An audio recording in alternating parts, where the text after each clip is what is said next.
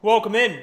I am the Crypto Bull God, and this is all on the charts. If you appreciate the content, make sure to hit the thumbs up button, drop me a comment, and click that bell icon for all notifications to know when I go live each and every single weekday. How's everyone doing, Josh? Let's fucking go. There's a lot of green in the market.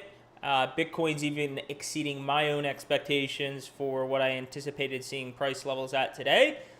Certainly hasn't exceeded my price expectations in terms of that 85 to 92 range I've been talking about forever until we see some sort of a pullback. In today's live stream, what I want to do is one of the focal points of today's live stream is going to take a look at kind of where we're at now and taking a look at similar points in time in the past of where we saw similar moves in Bitcoin to help prepare us for some of the price action we might anticipate seeing, right? Because the reality is, no matter how beautiful a picture it is to see Bitcoin up, nearly 10% in a day, which is a rarity to have happen, beyond that being exciting, what we need to prepare for ahead are some of those pullbacks. And people that are new to this market and don't know what they're doing, they have a higher risk of being shaken out at the most critical moment that you will not forgive yourself for if you get shaken out. We have truly just begun to enter the part of the cycle that I've been talking about forever. I've been talking about this fourth quarter thing. I've been talking about November. I've been talking about what 2025 is more or less going to look like. And so we're finally here, guys. We're finally here. And what I'm not going to do on today's live stream is do a I told you so. I was on X today and I saw a lot of people saying, I said so, I told you so. I'm not coming out here to do that. But I will say this.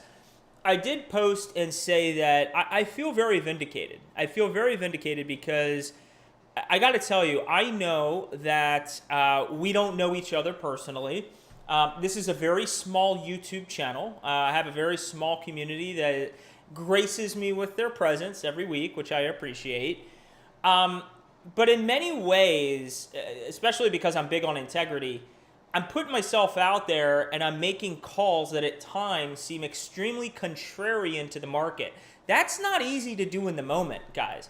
It's not easy to do in the moment because social media, you can't hide anything on social media. When I put things out there, when I come out and talk about a cancer diagnosis and put all these things out there about my own personal health history, that stuff doesn't go away. I'm putting it out there intentionally because I feel whether I'm talking about something that happened with my health or something that is going on in the markets, I'm sharing information with you as I genuinely see it because I think it will benefit you. Okay, I think it will benefit you. But it's very hard. It's very hard that when Bitcoin's at 15 or 16 or 18,000 and I'm saying, look, I don't know if we're going to go down another 2%, but charts are saying this is an advantageous buy.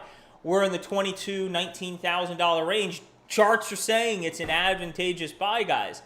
I posted something today on Instagram stating, and I'm sure my family remembers it very well. I remember exactly where I was at. I remember the time period so well. It's so funny. There are certain price points on Bitcoin I can remember where I was at.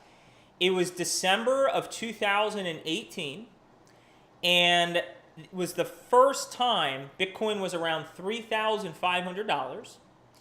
And I took a physical Bitcoin and I put it on my parents' dresser and I put it in my brother's, I forget, it was a piece of furniture. I put it there. And I told them to look into it. And theoretically, had they bought 10 Bitcoin for $35,000, it would be valued at $88,000 right now. Or excuse me, wow. I do math. This is my job, by the way. I'm an actuary. I do a lot of math. The $35,000 back in 2018 would be worth $880,000. It's pretty, you basically turn $35,000 in 6 years into $1 million. There aren't many investments that you can make that would do that, right? And this is why. This is a big part of why. Someone just reached out to me and asked me a question about trading, and I'll tell you what I'm going to tell this person, what I'm going to tell you. I very routinely on this channel talk about patience. To the spoils go the victors. The impatient money, it floods into the patient hands, right? There's that Warren Buffett saying, okay? If you remain disciplined in this market and you don't have illusions of grandeur and think that you can be some sort of successful day trader, I'll never forget some of the conversations I used to have with a former friend of mine. He seemed very delusional, thinking he could day trade and make tons of money. Fucking stopped working, sponging off his wife, fiance, whoever the hell she is at this point. And quite frankly, delusional. Most people are not going to be successful at day trading. Most people are not going to be successful at trading in general. And especially in this market, given how volatile and how early we are, your likelihood of success is very low. But if you keep things, I constantly say this, guys, if you keep things stupid simple, you identify a couple high-level macro charts that tell you, when it's a good time to buy and when it's a good time to sell, you're going to do very well for yourself over the long term. Take it from someone who has been impatient, who's had overexposure to a single token, who's gotten burned before. I have made plenty of mistakes. And what's crazy about that for myself is I have still put myself in a situation where I am sitting very nice right now. Very, very nice. And we are just getting started. So again, I'm a nobody, just like you're a nobody. You too can be successful in this market, but you have to be disciplined, objective, and patient. That's what I would say to you. Let's see who we have in the live stream. Josh, Rory, Earthwalker. Let's fucking go, Earthwalker. Good to see you.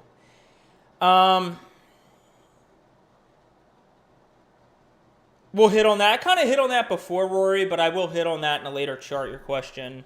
What's up, Ricky? Yeah, very true. Donkey, always good to see you. Aaron, haven't seen you in a little bit. Welcome in. Let's fucking go. Todd, super chats are never expected, but they're always appreciated, especially from you, kind sir. I have such a small channel. I don't know if it's going to turn people off, but I have such a small YouTube channel, and I really don't make any revenue from this YouTube channel. I really don't. It's I don't even pay attention to it. It's so small. So I was thinking, and I don't want to turn people off. I was thinking once I start publishing videos again, dropping my Caspa public address in there, and you can feel free. It's like tipping your waiter, right? I'm providing free service. You can tip me if you'd like. Put my Bitcoin and Caspa address in there. Maybe I'll accumulate some additional crypto over time for the time and effort I put into all this stuff. Ugos, welcome in. Ricky, I would preface what you're saying. I would modify what you're saying is when we're at extremes of the market, okay, which you're only hitting one side of it.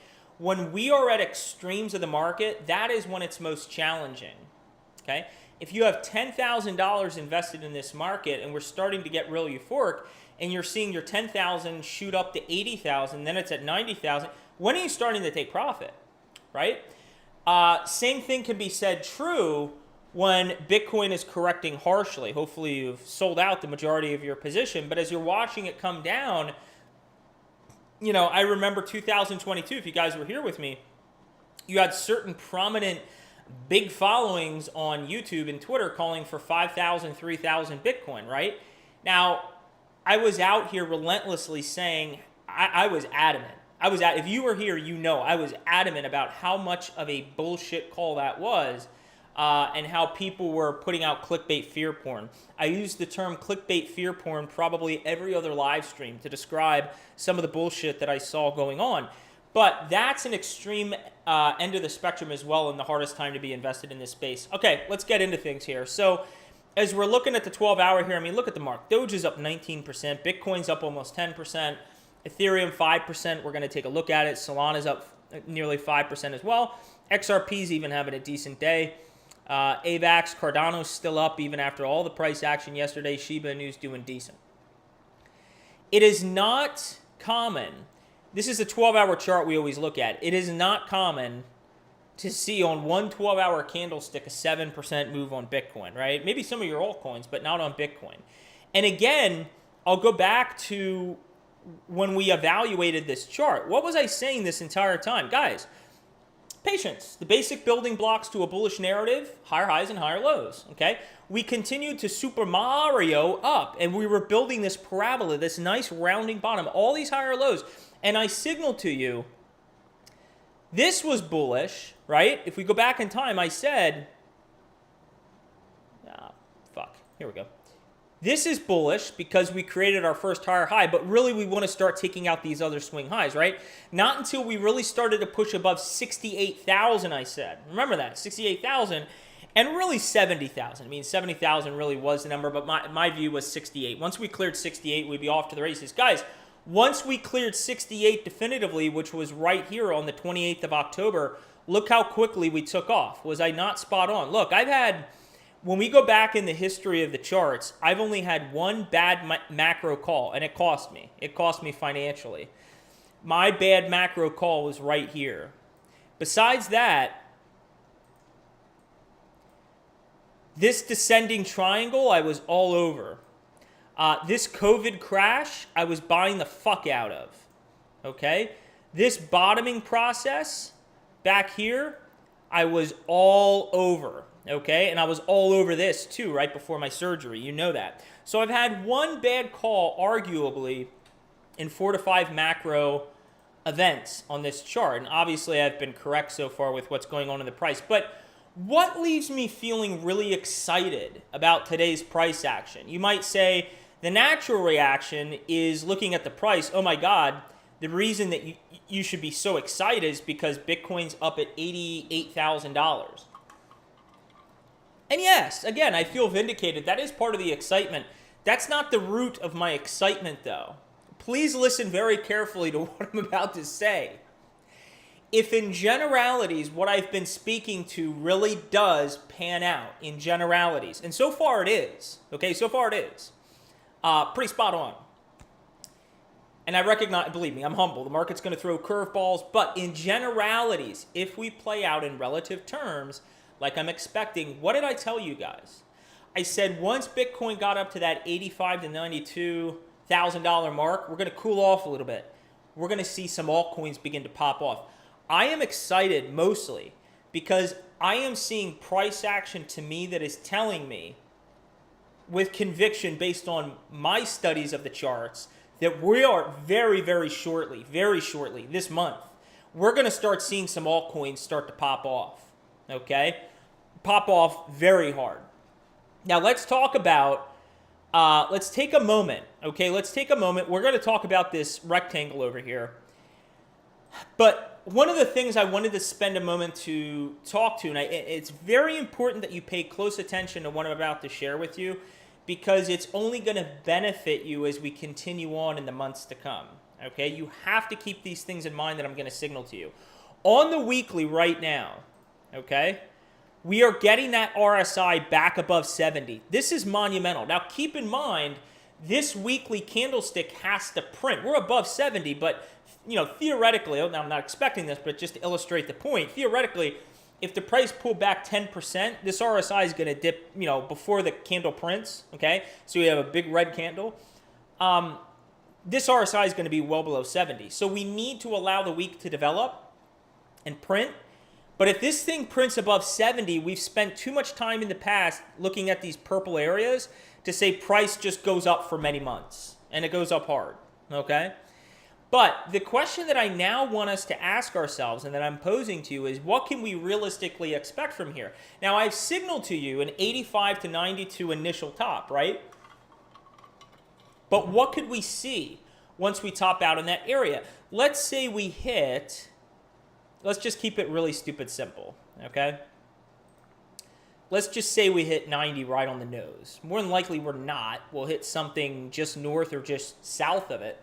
But let's say we hit $90,000, okay? What sort of a pullback from this level would be reasonable? Well, let's go to the past and study the charts to help make an informed decision to answer that question. Let's not pull numbers out of our ass, all right? This isn't multiple choice from elementary school. This is really easy stuff to take a look at. Okay, first off, the point in time we're at is very similar to the point in time here.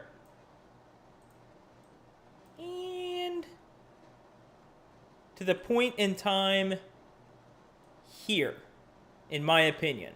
All right? And many have made the argument it's more like the latter, 2017. Well, let's start with 2017, okay? Let's take a look in 2017 what sort of price pullbacks we saw once the price in Bitcoin started to get really parabolic and we were creating new all-time highs. Okay, our first big pullback was right here. Bitcoin, as high as it went here, we saw a pullback of 39%. Okay, so a 39% pullback. Then we continued to ride up, and we hit a high of 4,900. And then Bitcoin pulled back roughly, these are all roughly, 41%. Okay? And then we rode up and we rode up, and then we hit a high of 7,590. Wow, what a time to be alive if you were buying Bitcoin at 7,590. Cripes, if I had a time machine. And then we saw, in a single week, a drop. These don't look big, but when you actually scale them, you can see how big of a correction. It doesn't look big on the chart because it's scaled on log and you have the price moving up so high. But in the moment, these were big corrections. We have a 39, 41, and 31% correction. Keep these numbers in mind, okay? And we still went up to hit $20,000, okay? Now, if we go to the other time period that's similar, now that the asset is maturing a little bit, some of these pullbacks you would anticipate wouldn't be as severe. Just like as we run up here, the parabolic top isn't going to be as much a rate of appreciation as it was in years past. We're still going to see something pretty epic next year, but it's not going to be as high. Here, this doesn't count. This was our first real pullback.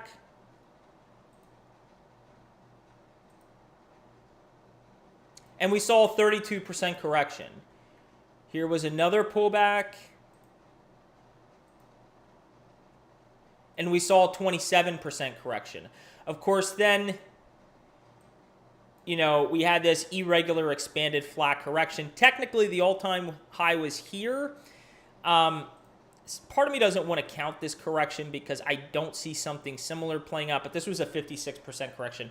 Well, we'll have to monitor the charts. Anything's possible, but I don't think we should focus on this for now. I think if something like this played out, that would be well into 2025, and so I don't want to kind of jump the gun. But in studying history, what we can conclude from what I looked at here in these 5 corrections is you have corrections spanning between 27 and 41%. Now, you could make the argument because the asset has continued to appreciate in value, the market cap's higher, it's harder to move it, that there is less volatility associated with it. I would agree with you. And so that would lend itself to perhaps seeing a little bit more on the shallow end of these corrections, just like we expect the top to not be these astronomical 300,000 plus targets that people are going to be talking about for next year. It's just not going to happen. But, anywhere in this 20 to 30% range, I think is very, very reasonable. So if we come up here and we say, okay, well, if we were to hit $90,000 on the nose and we corrected 20%, where would that bring us? That means we could come, and that's real. You know what's nice about this 21% correction? It brings us all the way down to price confluence at 71.5. We could come all the way down to 71.5 and we're fine. We could even come down to, I don't know that I'd want to break this line. Where is this at? 64. We could come down to $64,000, have a 29% correction, and we'd be fine. So the whole point is, if we were to top out, and who knows, maybe we topped out on this candlestick and we're going to get a little bit of a pullback. Maybe we'll top out at 90. Maybe we'll top out at 95 and we'll go above what I thought. Whatever the case is, I want everyone right here because I want to see you succeed. We could theoretically, based on that 90 price target, we could come all the way down here and we're fine. The price, and I know people are going to be wanting to jump out windows if that happens. I'm going to have to reel everyone back in. But the reality is, if we shot up, because the price at some point is going to just get too overheated. We need things to cool off, guys. We don't want to get too hot too quick. We can do this. We can scale down here, and then we can begin to build momentum back up and come up into that rectangular area there. What is up with this rectangular area? Okay, what is up with this rectangular area here? Why do I have that there? Well, to be quite blunt, I forget how I came up with the 180. I'd have to revisit what I did. But this is a general wide price range under what I think is reasonable for Bitcoin to hit and top out at some point next year. And that puts it somewhere between 110 and 180. Now, I'm on record saying I think it's more realistic to assume something between 120 to 140, 150 tops. But I have a little bit of a wider band here between 110 and 180. It's very realistic for price to maybe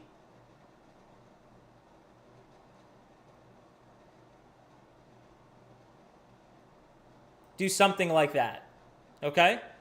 Now, that doesn't really look too far off from where we're at, right? We're not really too far from this zone here.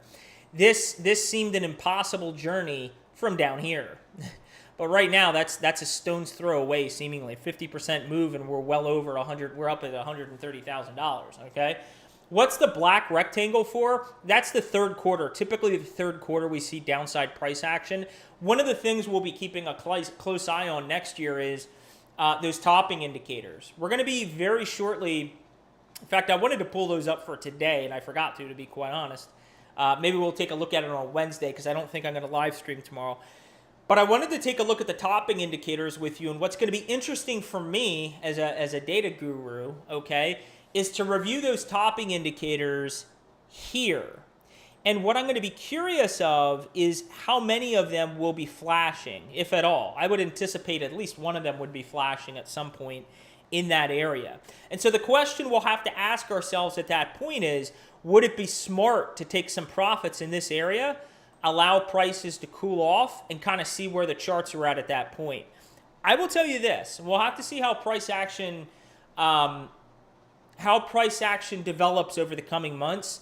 I would heavily lean towards taking some profits in this area. And this gets at an earlier question. I forget who asked it, maybe Rory. I would heavily lean towards taking some profits in this area. Typically what we see, if we go back in the charts and take a look, there is some selling off that occurs around the tax season.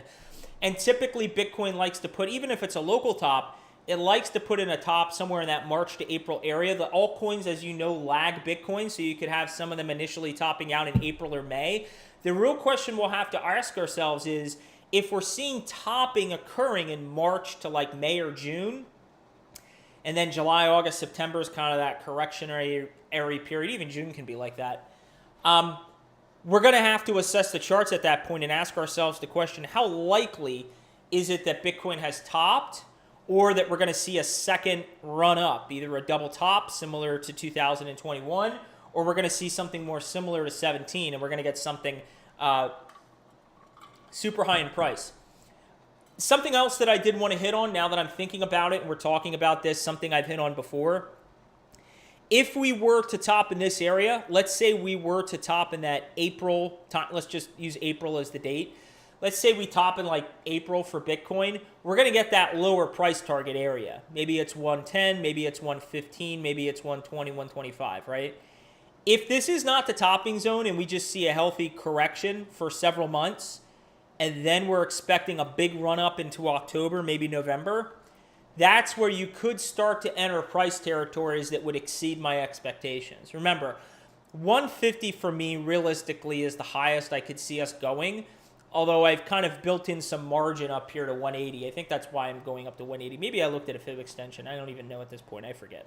But that's the point where we could enter price territories that exceed my expectations if this gets extended. A common principle that I've spoken about with technical analysis is the longer the runway, okay, the higher the price potential.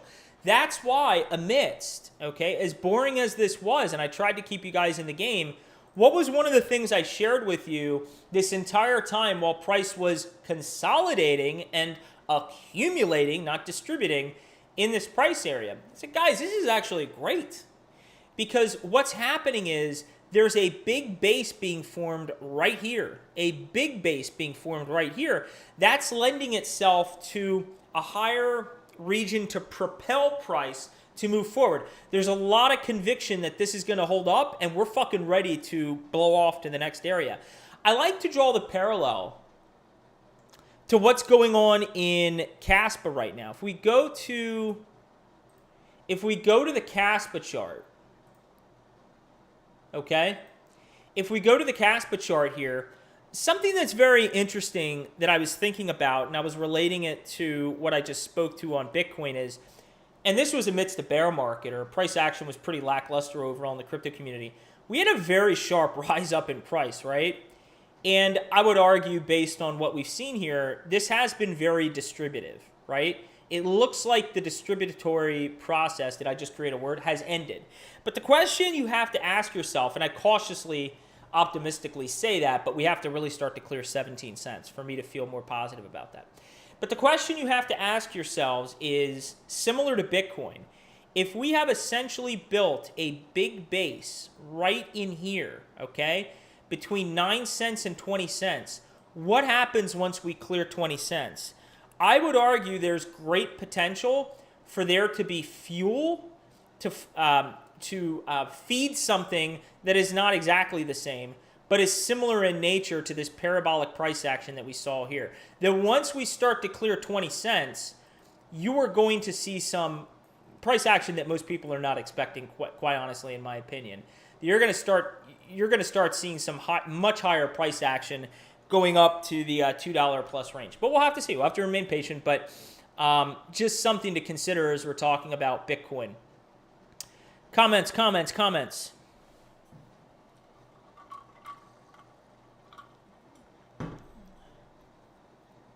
Oh, I don't know what you're holding, Donkey, but a lot of your projects should be doing well. If a portion of your portfolio is in meme coins, you should be doing well. Meme coins are doing quite well. Other tokens are doing well as well, not just meme coins, but, like I own Whiff and Brett. I mean, Whiff and Brett, if we look at Whiff and Brett, Whiff's up 10%, Brett's up 23%, Wojak's up 7%. Yeah, I mean, they're having a great day. I mean, Doge is up 17.5%. Looks like Shiba Inu has some catch up to do. I'm sure it will.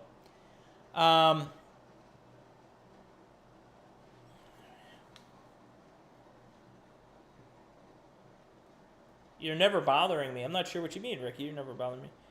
I mean, the answer to your question is somewhat based on your risk tolerance level and also how diversified you want to be. In my opinion, if you've identified some strong altcoins, I wouldn't be sitting and waiting. I would be allocating now, especially if they haven't been running. Dominance is at the apex of apex. We've spent too much time talking about this. Once you start to see this 57, 58 area break, and then namely 53, I think what you're going to see in generalities, this is going to be more red by the end of November. But I think what you're going to see starting in December, January, whatever it is, you're going to see this break. You're going to want to see dominance try to come up and probably backtest this line that was once support, see how it was support all along here. And then we're going to roll over, and I'm going to be very curious how we interact with 53 because, yes, I do think we'll see some strong runs in this area as we're dropping, but it's not, I've been saying this forever, it's not until we drop below 53 that if you haven't been here for the past couple years, you have no idea what you're in store for. Your objective, unemotional view of the market and how to sell will be tested because the runs that you're going to see in this market are just going to be bananas. It's going to be bananas. I sent my family an audio message this morning and I said to them, I'm going to give you, this is morning lessons with your favorite crypto TA analyst. And I said, I'm going to give you a lesson on market psychology. And the lesson on market psychology was, as a technical analyst, during those long periods of consolidation or where there's a big drop in price, right, and it seems advantageous to be accumulating, no one wants to buy. The thing is going to zero, right? It's all going to zero. And then what happens is the price maybe gets above 50,000. Oh, that's interesting, and then there's a pullback and we come back down to like 25, 30,000. Yeah, see, I told you it's not going anywhere. And then all of a sudden, before you know it, now we're at new all-time high territory. We're up to like $90,000. And now what are people saying? It's too expensive. I don't want to buy it. Like, I don't want to buy this shit. Then all of a sudden, because I don't think Bitcoin's going to break 100,000 until possibly January or even later. I think it'll be next year. But whatever the case is, let's say January, a week after inauguration, Bitcoin is breaking above 100K, right? What then is going to happen with the human psychology, this shit repeats every cycle, you're going to see things on MSNBC. I think a lot of people don't recognize, or maybe don't think about it because you're as engrossed in this space as I am. This whole area here that we're in on crypto Twitter, this is a very small piece of the, like, we're a very small community, okay? Masses are going to be flooding into the market with money, right, that don't know what the hell they're doing, okay? There are exit liquidity. And the reality is most of us, hopefully all of us here, know not to pay attention to MSNBC or whatever the case is, except to play it as a contrarian indicator. But a lot of people are going to see the headlines. They're going to see Bitcoin above $100,000. Bitcoin's going to $300,000. And then all of a sudden they feel like they're all missing out. They have fear of missing out, FOMO. And so everyone starts to pile into Bitcoin above $100,000. And that's what causes the market to pop. That is when you're going to start to see a lot of these meme coins, man. People are going to be, when you think of who the average investor is going to be in this space, or the average, I wouldn't even say investor, the average person getting into this space, there are people that want a lotto ticket. There are people that want to get rich quick. Oh, look, this thing is 20 cents. It's got to get to $1. There's a whole bunch of just nonsensical shit that goes on. And for you and I who have been patient, we are going to profit from the stupidity that's going to enter the market. That's just the honesty. So we'll see. We'll have to see how things pan out. But Ethereum right now, in generalities, if you were here for the live stream last night, you'll know that this little bars pattern here is not exactly what I'm expecting. It's just to give you an idea. You can see right now, let me just move this out of the way. You can see we're beginning to break this descending line. This is huge because it's going to be huge. This is going to be huge because this has been a descending line since March of this year. So for 8 months, we've had this downward resistance on price. And we're starting only now to begin to break above it, right? So it'll be very interesting to see what happens. If we look at the ETH BTC chart, yes, shout out to all the veterans, by the way. Happy Veterans Day. Good call, Raghorn.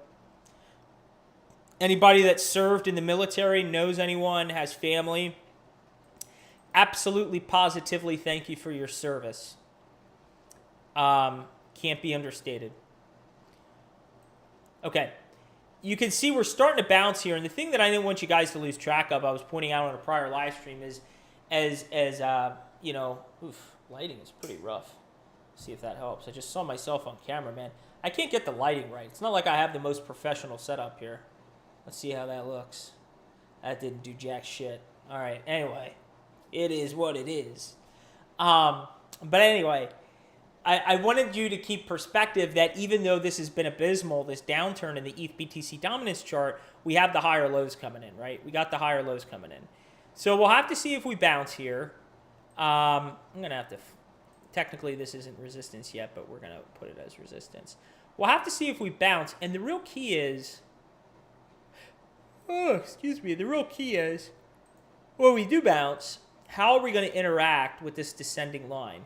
Can we start to push up to these higher levels? That's the real question. It'll be very, very, very, very, very, very telling. Very, very, very, very telling. And then can we get to a new all-time high? This orange dotted line, by the way, is where Ethereum would have to get to flip Bitcoin. So it'll be interesting for those who have been here for a while. I think it was 2022, even 2023, I was calling for Ethereum to flip Bitcoin. And I'm less confident about that now. I'm absolutely less confident about that now. But it's not out of the realm of possibility that by next year Ethereum could flip Bitcoin. It's not out of the realm of possibility. I'm less confident, but it's not out of the realm of possibility.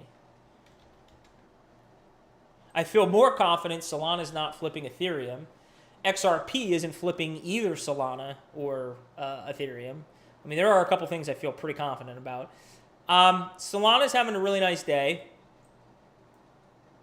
You can see here, I'm just going to preemptively put that as support, even though we need this to be the confirming candlestick. I'm sure we will.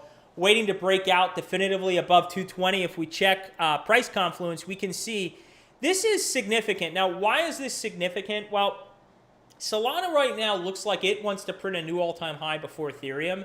You can see that right now, this is really significant. This was back in March. We just cleared similar, even though we haven't set a new all-time high for Solana.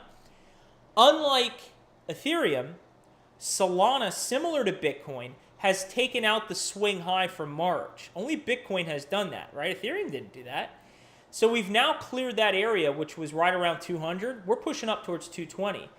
We're like 20% away from an all-time high. Ethereum has some more work to do. I mean, Ethereum's got to get all the way up here to 4,900. It's got a lot more work to do. And you can see how far behind we are. This was our swing high back in March, okay? This was at 4,000. We're only at 3,300. Ethereum's got some catch-up to do. So we'll have to see how it responds this week. But again, Solana, Ethereum, once those things begin to break all-time highs, you see Ethereum up at $5,000. Solana's pushing up towards $300. Not only will you hear people delusionally talking about Solana flipping Ethereum, but there's going to be so much energy, enthusiasm, and risk-taking in this market, especially within those ecosystems.